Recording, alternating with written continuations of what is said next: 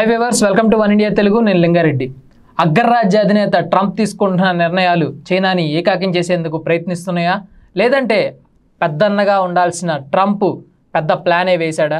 అసలు చైనాని ఒంటరి చేసేందుకు ప్రపంచ దేశాలన్నిటిపై సుంకాల భారాన్ని మోపేందుకు పెద్ద ప్రణాళిక రచించిన ట్రంప్ ఇప్పుడు చైనాకు ఎలాంటి చెక్ పెట్టాలని ప్లాన్ చేస్తున్నారు? తాజాగా తీసుకున్న సుంకాల నిర్ణయంలో చైనాపై ప్రతీకారం తీర్చుకునేందుకు పెద్ద స్కెచ్చే వేశారు.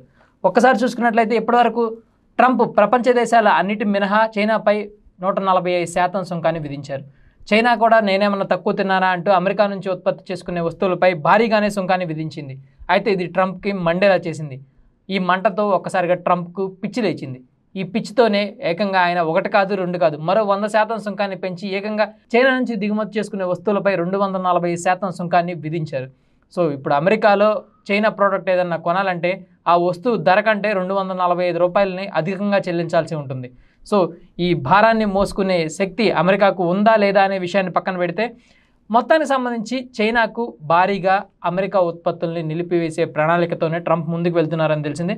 దీంతో పాటుగా చైనా కూడా తమ నుంచి ఎక్కువగా ఉత్పత్తి అయ్యే ఖనిజాల ఎగుమతికి సంబంధించి అమెరికాకు ఎగుమతిని అయితే నిలిపివేసింది. వీటిలో ముఖ్యంగా ఆయుధాలు, ఎలక్ట్రానిక్స్, కార్లు, విమానాలు, సెమీ కండక్టర్లు, ఇతర విలువైన ఖనిజాలు కూడా ఉన్నాయి. కొత్త ఎగుమతి పాలసీని రూపొందిస్తున్న డ్రాగన్ దానికి అనుగుణంగా అమెరికాపై భారీ స్థాయిలో సుంకాన్ని విధించేందుకు కూడా పెద్ద ప్రణాళిక రచించింది. అయితే అమెరికా ఇదేం పెద్ద టాస్క్ కాదు, మాకు ఇదేం పెద్ద సవాల్ కాదు, దీన్ని మేము అధిగమించడానికి కావాల్సిన శక్తి, వనరులు ప్రపంచ దేశాల నుంచి మేము సమకూర్చుకుంటామని కూడా ట్రంప్ చెప్పడం అయితే జరిగింది. ప్రపంచంలో 90% అరుదైన ఖనిజాలు చైనాలో ఉన్నాయి. సో ఇప్పుడు చైనా బలం అదే. 90% అరుదైన ఖనిజాలు మా దగ్గర ఉన్నాయి కాబట్టి ఎలాంటి దేశం అయినా మా దగ్గర నుంచి వాటిని ఎగుమతి చేసుకోవాలి, దిగుమతి చేసుకోవాలి, మా దగ్గర నుంచి కొనుక్కోవాలనే భావనలో చైనా ఉంది. సో చైనాతో సంబంధం లేకుండా వాటికి ఆల్టర్నేటివ్ వనరులను సృష్టించుకునే సత్తా మా దగ్గర ఉందని ట్రంప్ చెప్తున్నారు. ఒకసారి చైనా దగ్గర ఎలాంటి వనరులు ఉన్నాయో మనం చూద్దాం.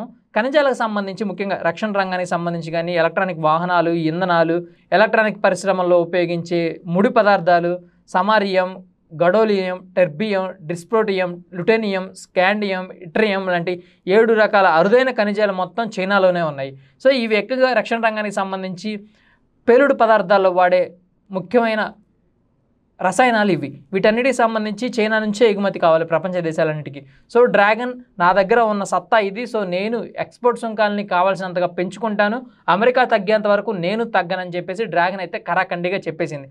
అయితే ఏప్రిల్ 2 నుంచి ఆంక్షలు విధించిన సంగతి తెలిసిందే. ఏప్రిల్ 2 నుంచి భారీ స్థాయిలో ఈ ఆంక్షలు అయితే అమల్లోకి రాబోతున్నాయి. ట్రంప్ ప్రతీకార సుంకాలు ప్రకటించిన ఏప్రిల్ 2నే అరుదైన ఖనిజాలు ఎగుమతిపైన కూడా చైనా అదే రోజు సుంకాలను ఇంప్లిమెంట్ చేయడానికి సంబంధించి అదే రోజున ప్లాన్ వేసుకుంది. ఇది కేవలం ఖనిజాలకే పరిమితం కాకుండా మ్యాగ్నెట్స్కి సంబంధించి కానీ, ఇతర ఉత్పత్తులకు కానీ, ఆహార ఉత్పత్తులకు సైతం కూడా ఇది ఇంప్లిమెంట్ అవుతుందని చైనా అయితే చెప్పుకొచ్చింది.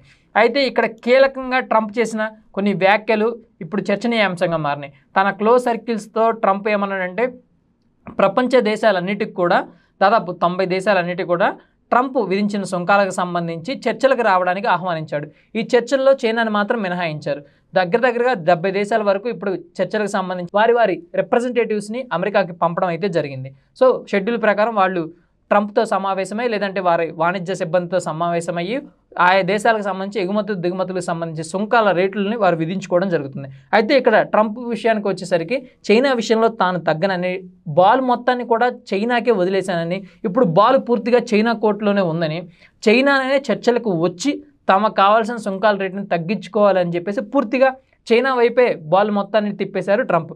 దీంతో పాటుగా ప్రపంచ దేశాలు ఏ అయితే చైనాతో వాణిజ్య ఒప్పందం కలిగి ఉన్నాయో వాటికి, అంటే చైనా మిత్ర దేశాల మొత్తానికి కూడా ఒక సవాల్ను కూడా విసరడం జరిగింది ట్రంప్. ఏంటంటే చైనాతో కానీ, బీజింగ్తో కానీ మీరు వాణిజ్య ఒప్పందాలు రద్దు చేసుకుంటే మీ దేశానికి విధించే వాణిజ్య సుంకాలు మొత్తాన్ని పూర్తిగా రద్దు చేస్తానని ట్రంప్ ఒక బంపర్ ఆఫర్ ఇవ్వడం జరిగింది. సో ఇప్పుడు అమెరికానా చైనానా అనే ఒక ఆప్షన్ అనేది ప్రపంచ దేశాల ముందు ఉంటే పూర్తిగా ప్రపంచ దేశాలన్నీ కూడా అమెరికానే చూస్ చేసుకోవాలి అన్నట్లుగా ట్రంప్ ఆఫర్ని ప్రకటించడం జరిగింది.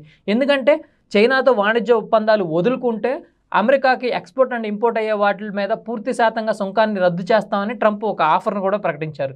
సో ఇక్కడ రద్దయ్యే సుంకాల కోసం చైనాతో ఒప్పందాన్ని రద్దు చేసుకోవడానికి చాలా దేశాలు రెడీగా ఉన్నాయి. ఎందుకంటే చైనా నుంచి కాకపోయినా కానీ రష్యా నుంచి కానీ, లేదంటే బ్రెజిల్ నుంచి కానీ, ఇతర యూకే నుంచి కానీ, యూఎస్ఏ నుంచి కానీ, వేరే ఖండాల నుంచి ఎక్స్పోర్ట్ చేసుకోవడానికి, వీటి ఆల్టర్నేటివ్ సోర్సులను ఎక్స్పెక్ట్ చేసుకోవడానికి కావాల్సినంత ముడి సరుకులు కానీ ఇతర చమురులు కానీ ప్రపంచ దేశాల దగ్గర ఉన్నాయి. సో చైనాని మినహాయింపు చేసుకొని చైనాని ఒంటరి చేస్తే భవిష్యత్తులో చైనాకి చావు దెబ్బ కొట్టడానికి అవకాశం ఎక్కువగా ఉంటుందని ట్రంప్ భావిస్తున్నారు. చైనా ఇప్పుడు ఆర్థికంగా కొన్ని ఇబ్బందుల్లో ఉంది. దీంతోపాటు జనాభా సంక్షోభం కానీ ఇతర సంక్షోభాలు కానీ చైనాని పట్టి పీడిస్తున్నాయి. ఈ క్రమంలోనే చైనాకి సరైన గుణపాఠం చెప్పడానికి ఇదే అరుదైన టైంగా ట్రంప్ భావించారు. సో ఎక్కడైతే చైనాకి సంబంధించి మిత్రదేశంగా ఎవరెవరు ఉంటున్నారో వారందరికీ సంబంధించి ప్రస్తుతానికైతే ఏం సుంకాల రేట్లు తగ్గట్లేదు. వారు వచ్చి పూర్తి స్థాయిలో ఒప్పందం చేసుకుంటేనే అమెరికాతో వారికి సంబంధించి సుంకాలని పూర్తిగా రద్దు చేస్తామని ఆయన చెప్పడం జరిగింది. సో ఇక్కడ ట్రంప్ ప్లాన్ ఏంటంటే ప్రపంచ దేశాలన్నిటి ముందు చైనాని ఒంటరి చేయాలి, చైనాకి ఎగుమతులు దిగుమతులు నిషేధించాలి, దాంతోపాటుగా చైనాకు ఆపన్న హస్తం అందించే వారందరికీ వార్నింగ్ కూడా ఇవ్వాలి అనే ఉద్దేశంతో ట్రంప్ ముందుకు వెళ్తున్నట్టు కనిపిస్తుంది. ఎందుకంటే ట్రంప్ ఏదైనా ఫిక్స్ అయ్యాడంటే తాను పట్టిన కుందేలకు మూడే కాళ్ళు అన్నట్లు వ్యవహరించే నైజం అయింది. సో చైనాని టార్గెట్ చేశారు. డ్రాగన్కి ఎలాంటి సాయం అందకూడదు, డ్రాగన్ ఏకాక అయిపోవాలని ఆయన ప్లాన్ చేశారు.